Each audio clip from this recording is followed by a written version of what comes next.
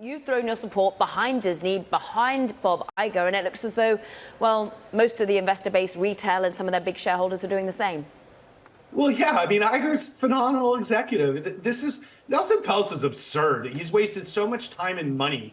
He's made a ton of money now on this activist campaign, irrelevant of really he's going to accomplish nothing. I think Disney's going to win this, pretty solidly with the backing of the institutional shareholders, as well as many retail shareholders like we are.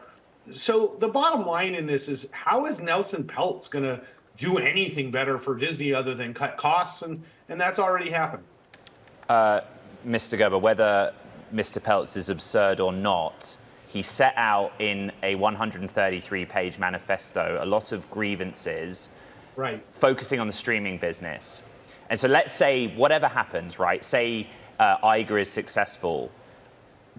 The question that Mr. Peltz raised was, how do you get that streaming business to profitability without depending on a strategy that is raising prices for consumers while cutting the costs of content production? Do you have firm in your mind an answer to that question? Shogun. That is the answer. When you have shows and you have content that people want to see, they will pay for subscriptions. It's just what's happening in streaming. We're seeing it with sports subscriptions now too, where people are signing up to watch a game on Paramount Plus, and then they're sticking 60 to 70% of the time after the game's over. So the shows, the hit shows, the talent, the IP that bring viewers in is what makes these streamers profitable, like Netflix. Every week, Netflix has something good on, every week. So finally, Hulu and Disney Plus are stepping up their game. They've combined the apps. They've built it onto one platform now. There's a tech side of this. This is a big thing that Disney's done to cut costs and make their library even more accessible to many different, platforms. But the bottom line is the shows drive Disney's success, and they have hit shows right now on their platforms, and that's the Iger magic that Peltz can never do. Gerber, Kawasaki, your firm, according to the data on my Bloomberg terminal, 131,000 Disney shares or so. What is your firm's position on Iger succession? Well, being a Disney shareholder my whole life and going through the, past with, Eisner and all the trials and tribulations, Iger is a young CEO based off the average age of a presidential candidate. So I'm not sure what will happen next. I think there's some competent executives that he can, pick to take over that are hopefully more digitally focused. And he's got some of the same team members around him from, building Disney Plus in the past. So I'm not sure where he goes with this. We'd like to see an internal succession, as Disney typically does that. But it's going to be really hard to find a replacement for Iger, as it's always been a big challenge for Disney over its long history. Just really quick, Carrie, the argument that Ross has made before is that if Joe Biden can run for re-election as president, then Bob Iger can do another 10 years at Disney. Oh, yeah, easily. I just wanted to make it simple for the audience. Carrie, sorry. Yeah, Iger's in great shape. I mean, he's mentally and physically fit, and he's riding his bike on Sunday mornings at 6 a.m. like 20 miles. So, but he's shown in the past, Ross, that he wanted to exit and then he had to come back. And I think ultimately the new board has really been focused on trying to understand where the path of the future is, who are in the internal candidates, who are the external candidates. And it's got to be, yes, someone who's digitally focused. But Disney is a behemoth. It isn't just an exposure to digital. It's an exposure to parks, to experiences, to cruises. Right. And it's an experience to big hit shows that go onto your movie theaters. How can we find someone who can be basically the consolidated leader of a business like this? Well, you just brought up probably one of the more challenging issues, right? Like, running parks and resorts is nothing like running a streamer. And so somebody having these sort of skills to do it all is really a big ask, and hence why Iger and they got James Gorman on the board to try to help succession planning. But it's a challenge to find somebody with that type of operational expertise, like, period. So what I think is Disney's really big. And when you look at the ESPN piece that they're sort of carving into its own sort of business, and then parks and resorts and experience, and then, the rest of the business, the streaming and the studios, I think they really need three strong leaders that are sort of have a CEO that's great at running those three leaders because each leader is going to have to be different. And this is the problem that a lot of massive companies, whether it be Apple, Microsoft, whatever, are facing, is they've become so big and so profitable. Can one person really run all of this? So I think this is a challenge for a lot of big companies, including Disney, is where do we go from here with succession planning? Because finding another Iger is obviously not going to happen.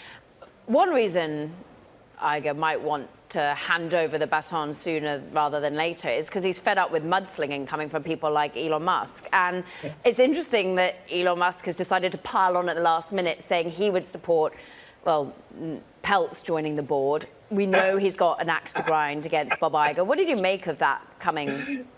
Well, hopefully Elon can keep his job as CEO of Tesla at this point, let alone making recommendations for activists. Because what's going to happen is Peltz is going to buy Tesla next and be calling the board of Tesla because an opportunity is arising for an activist in Tesla right now that looks amazing. So the best thing Elon can do is get his butt back to Tesla and start working on getting these cars out. He's got to get Cybertruck out. He's got to get full self-driving working. He's got to, deal with competition. And instead, he's tweeting every day a bunch of garbage. So, look at the performance of Disney versus, I think somebody tweeted this, what's the performance between Disney versus Tesla over the last 6 months? And fortunately, Disney's the top holding in my fund, GK.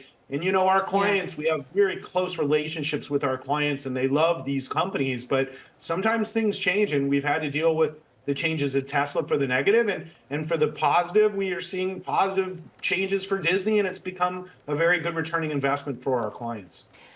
Just give us the context on Elon Musk running Tesla, the environment with which he's running it at the moment, the response on X of basically calling out certain individuals' posts, calling them idiots because the EV landscape itself is contracting. BYD sales dropped 42%. He's referring to the competition coming from China. In fact, yes, we saw a pullback in terms of deliveries from Tesla yesterday, but actually it reclaimed its spot as the #1 provider of EVs globally. Can you respond to the criticism that Elon Musk has of you? Well, of your tweet and calling you basically an idiot? Idiot, yeah. Yeah, I've been called that many times by Elon, but somehow, I've survived this long.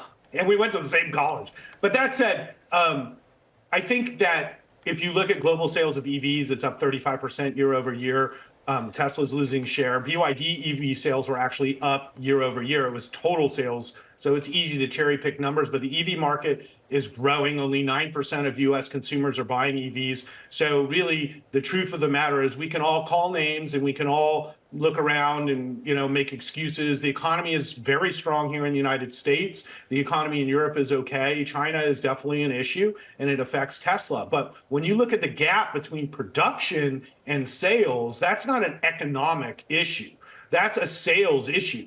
So once again, the guy throwing out names and all this kind of stuff because he doesn't like what people are saying about him, Mr. Free Speech, but the fact of the matter is his free speech has cost Tesla shareholders $600 billion in losses, and Tesla car owners have lost $50 billion of equity in their vehicles, and he's even forced the Hertz CEO to lose his job because it was such a bad investment buying Teslas for Hertz. So let's be real, Elon. It's time for you to grow up and accept reality that you're causing enormous damage to one of the most consequential companies in the world because of your behavior on Twitter. And nobody wants to hear his opinions anymore. That's a fact.